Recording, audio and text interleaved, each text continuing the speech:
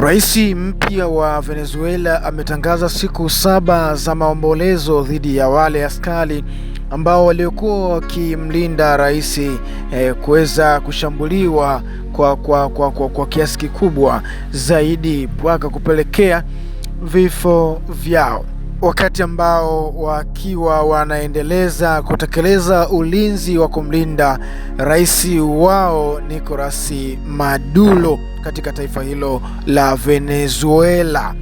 Katika siku hizo 7, Mheshimiwa Rais wa nchi hiyo amesema kwamba shughuli zote zitasitishwa na bendera zitapepea nusu mlingoti katika taasisi za kijeshi, sehemu za kijeshi mule ndani, kiserikali na zile taasisi za watu binafsi.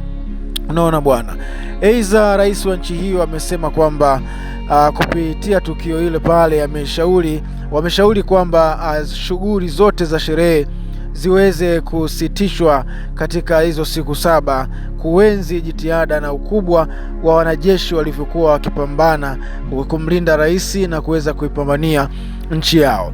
Rais huyu mwanamama ambaye ameeleza hayo, ameeleza akiwa katika hisia mseto zaidi, kuonesha ni jinsi gani ambavyo alivyoguswa, ameumizwa na tukio ambalo limetokea katika taifa lao la Venezuela. Katika hilo ambalo limeelezwa zaidi ni nguvu ambayo ilikuwa imechagiza na kuweza kuchangia uwezo na uelewa wa watu tofauti tofauti katika maeneo ya watu mbalimbali. Hivyo maoni ya watu katika mataifa mbalimbali yamekuwa ni kwamba yale ambayo yaliweza kutokea Venezuela ni kitu ambacho wao hawakipi kipaumbele zaidi, na mataifa mengi zaidi ya Afrika yameweza kukemea tukio hilo kwa kiwango kikubwa zaidi, kufuatia taarifa ambazo zinaendelea kuchapishwa katika mitandao ya kijamii. Na hata marais mbalimbali wa Afrika wamekuwa wakiongea mengi zaidi kuhusiana na tukio ambalo limetokea. Tukio hili ambalo limetokea kwa kweli limeweza limeumiza mioyo ya watu wengi sana ambao hawakutarajia kama kitu hichi hapa kinaweza kutokea, kwa sababu Umoja wa Mataifa, kuna sheria inasema kwamba kila taifa halitakiwi kuingiliwa katika mambo yao ya ndani. Uhuru waliopata katika kupigania taifa lao, basi waendelee na sheria zao kuweza kuhudumu katika mataifa ya kwao.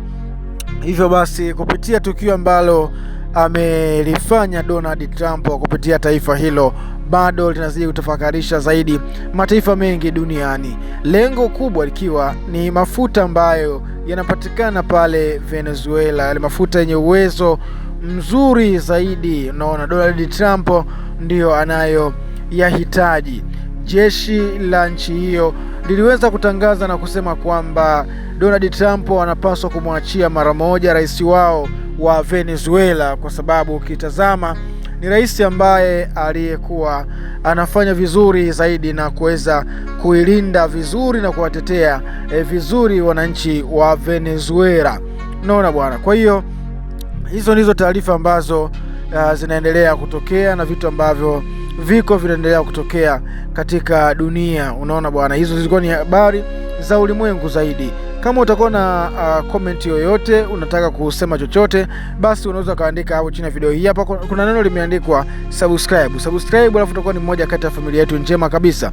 Mimi na wewe sasa hivi tunachana kuweza kupatia hichi kipengele ambacho umeweza kukisikiliza. Hadi wakati mwingine tena, usisahau kushare, kulike video hii. Bye bye.